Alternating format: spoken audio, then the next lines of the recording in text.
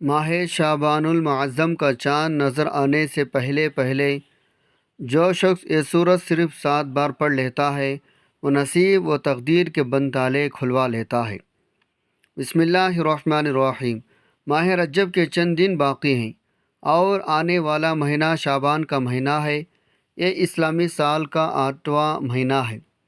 یہ قبولیت والا، فضیلتوں اور برکتوں والا مہینہ ہے، جس کے نصیب کے اجڑے ہوئے ہیں، جس کی تقدیر بد نصیب ہے، جس کے گھر میں غربت ہے، تندرستی ہے، کاروبار بند پڑا ہوا ہے، مشکلات ختم ہونے کا نام نہیں لیتے، گھرویلی مسائل جو کئی سالوں سے پیچھا نہیں چھوڑ رہے۔ شعبان کا چاند نظر آنے سے پہلے صرف 7 بار اس سورہ مبارکہ کو پڑھنے کی دیر ہے۔ پھر اللہ سے جو بھی مانگو گے اللہ اپنے حبیب کے آمد کا صدقہ ہر حاجت پورا فرمائے گا۔ اس برکت والے مہینے کا ہر کوئی انتظار کرتا ہے۔ میں نے خود انتظار کیا کب شعبان کا مہینہ آئے اور میں شعبان معظم کا چاند نظر آنے سے پہلے یہ سورہ مبارکہ پڑھ کر اپنے نصیب کو چمکا لوں۔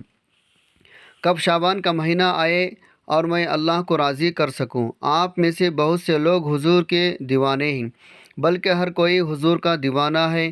آج حضور کے دیوانوں آپ کے لیے ایک ایسا خاص وظیفہ لے کر آیا ہوں، جسے پڑھ کر آپ اللہ کریم سے جو بھی مانگو گے آپ کو ہر صورت مل کر رہے گا۔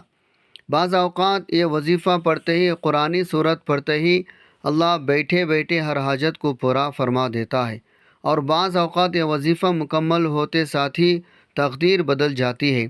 اس لیے یہ عمل ارجنٹ فائدہ دیتا ہے، ارجنٹ ہر حاجت کو پورا کرتا ہے، ارجنٹ ہر مشکل پریشانی کا خاتمہ کرتا ہے، ارجنٹ رزق دولت سے مالا مال کرتا ہے۔ جو شخص شعبان المعظم سے پہلے پہلے مالا مال ہونا چاہتا ہے، جو شخص شعبان المعظم کا چاند نظر آنے سے پہلے تقدیر کے بند تالوں کو کھلوانا چاہتا ہے، اپنے گھر میں سکون برکت چاہتا ہے، اپنے گھر سے گھرویلی اور اولاد کو، بے روزگاری کو اور ہر طرح کے مسائل سے نجات چاہتا ہے، وہ شعبان کا چاند نظر آنے سے پہلے پہلے اس عمل کو کر لے۔ اللہ والے فرماتے ہیں جب شعبان کا مہینہ آتا ہے تو اپنے ساتھ خوشیاں لاتا ہے، خوشحالیاں لاتا ہے، اور بڑا ہی خوش قسمت ہے وہ بندہ جو شعبان سے پہلے اللہ کو راضی کر لیتا ہے۔ توجہ کیجیے گا، اب جو شخص شعبان سے پہلے اللہ کو راضی کر لے گا، اللہ کو منا لے گا، اللہ کا لاڈلا ہو جائے گا، وہ شعبان کے مہینے میں اللہ سے جو بھی مانگے گا اسے مل جائے گا۔ شعبان کے مہینے میں اللہ سے جو بھی ضد کر کے مانگے گا اللہ ہر حاجت پورا فرمائے گا۔ اور ایک وہ شخص جو شعبان سے پہلے اللہ کو راضی نہ کر سکا، جو شعبان کی خاص قبولیت کی گھڑیوں کو لاپرواہی میں گزارے گا، وہ کبھی بھی کامیاب نہیں ہوگا۔ مفسرین کا کہنا ہے جب نیا چاند نکلتا ہے تو ہر انسان کے نصیب تقدیر میں واضح فرق پڑتا ہے۔ اگر آپ شعبان کے چاند کے ساتھ ایک نئی زندگی آغاز کرنا چاہتے ہیں، ایک ایسی زندگی جس میں نہ کبھی کسی کے سامنے جھکنا پڑے، نہ کبھی کسی سے مانگنا پڑے، نہ در در کے ٹھوکریں کھانا پڑے، شعبان کا نیا چاند نظر آنے سے پہلے پہلے اس قرآنی صورت کو 7 بار پڑھ لینا۔ جس گھر میں یہ صورت صرف 7 بار پڑھ لی جائے، شعبان کا چاند نظر آتے ہی اللہ ہر حاجت کو پورا فرمائے گا۔ اس گھر کا بچہ بچہ ارب پتی بن جاتا ہے۔ جس گھر میں شعبان کا چاند ظاہر ہونے سے پہلے یہ عمل کر لیا جاتا ہے۔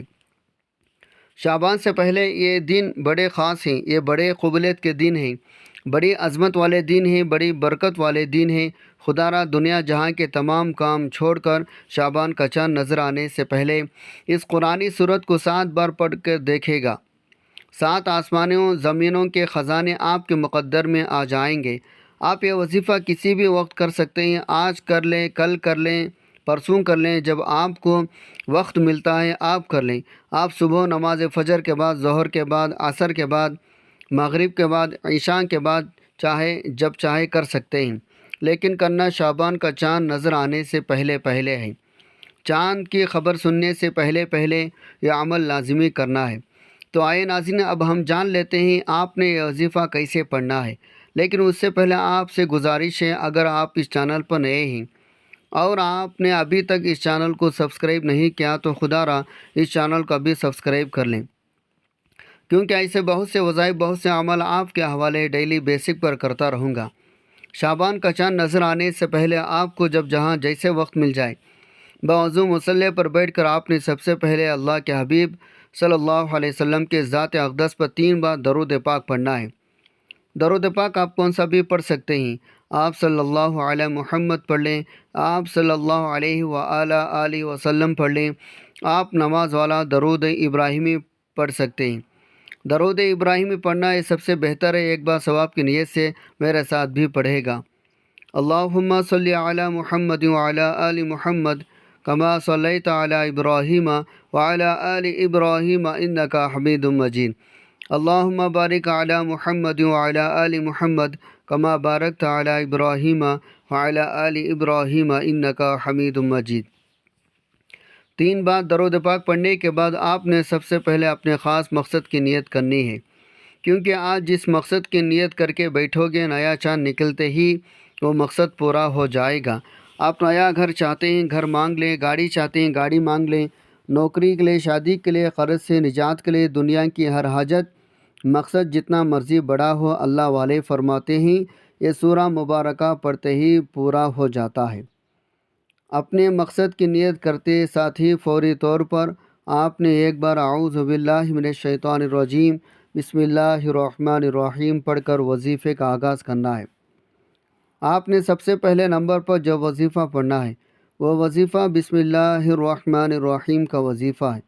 اللہ والے فرماتے ہیں جب کوئی بندہ کسی بھی اہم کام کو بسم اللہ الرحمن الرحیم پڑھ کر شروع کرتا ہے تو اس میں ہر طرح کی زمینی اور شیطانی اثرات چاہے وہ نظر بد، حسد، جادو، جنات کے ہو وہ ختم ہو جاتے ہیں۔ شعبان کا چاند نظر آنے سے پہلے جو بندہ بسم اللہ الرحمن الرحیم کا وظیفہ پڑھ لے گا، نیا مہینہ شروع ہوتے ہی ایک ایسی زندگی کا آغاز ہوگا جس میں نہ دکھ ہوگی، نہ پریشانیاں ہوگی، نہ کبھی کسی سے مانگنا پڑے گا، نہ کبھی کسی کے سامنے جھکنا پڑے گا۔ تو اس سے بڑھ کر اور کیا چاہتے ہوں؟ جس کام کے شروع میں بسم اللہ پڑھ لی جاتی ہے اس میں اللہ کی خیر آ جاتی ہے، اس میں اللہ کے طرف سے برکتیں آ جاتی ہیں، اس میں اللہ کی حفاظتی اقدامات آ جاتے ہیں، اللہ کی حفاظت آ جاتی ہے، زندگی آسان ہو جاتی ہے، کامیابی آسان ہو جاتی ہے۔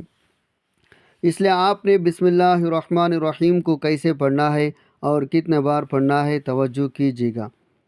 بسم اللہ الرحمن الرحیم 1 بار ہو گیا، بسم اللہ الرحمن الرحیم 2 بار ہو گیا، بسم اللہ الرحمن الرحیم 3 بار ہو گیا۔ اس طرح سے آپ ہاتھ کی انگلیوں پر پڑھ لیں، آپ تسبیح کے دانوں پر پڑھ لیں، آپ نے صرف 21 بار پڑھنا ہے۔ اس عمل کو آپ نے بتائے گئے طریقے ترتیب سے پڑھنا ہے۔ بعض اوقات انسان پڑھتے ہی کم یا زیادہ پڑھ جاتا ہے، اس لیے کوشش کریں آپ گن کر صرف 21 بار ہی پڑھیں۔ بسم اللہ الرحمن الرحیم 21 بار پڑھتے دوران آپ کے دل میں جو بھی خواہشات ہیں، جو بھی مقاصد ہیں، جو بھی حاجات ہیں، جو کچھ بھی آپ اللہ کریم سے مانگنا چاہتے ہیں، دل ہی دل میں مانگتے چلے جائیں۔ آپ کو محسوس ہو جائے گا آپ واقعی اپنے تمام تنگ دستیوں سے، پریشانیوں سے نکل رہے ہیں، آپ کے دماغ کو سکون مل رہا ہے، دل کی بے چینی ختم ہو جائے گی اور آپ کو اندازہ ہو جائے گا اللہ راضی کرنا کتنا آسان ہے۔ بسم اللہ الرحمن الرحیم کو 21 بار پڑھنے کے بعد آپ نے دوسرے نمبر پر جو وظیفہ پڑھنا ہے وہ ایک قرآنی سورت کا وظیفہ ہے۔ آپ نے یہ قرآنی سورت سورہ فاتحہ کو پڑھنا ہے، جسے سورۃ الفاتحہ بھی کہا جاتا ہے۔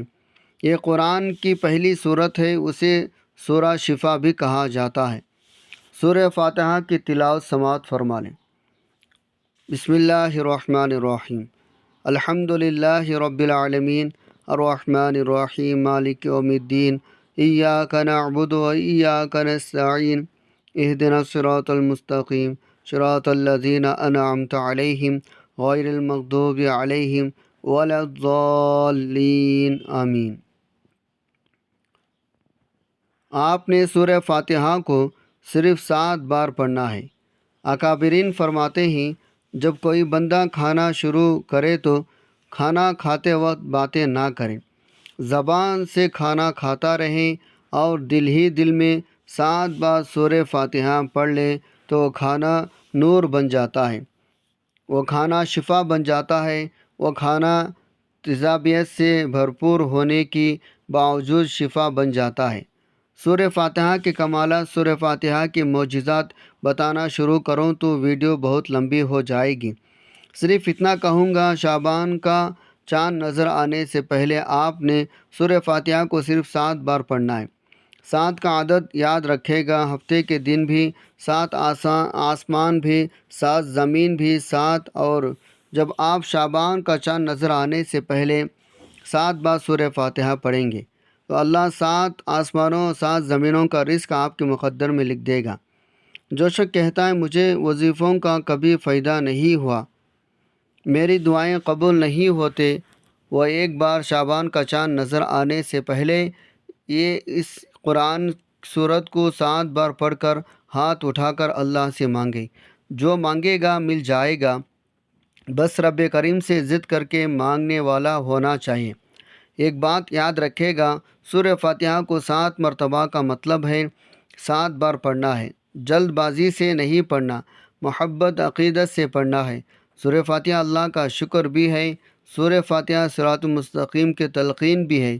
سورہ فاتحہ اللہ کو راضی کرنے کا، اللہ کو منانے کا یہ خاص راز بھی ہے۔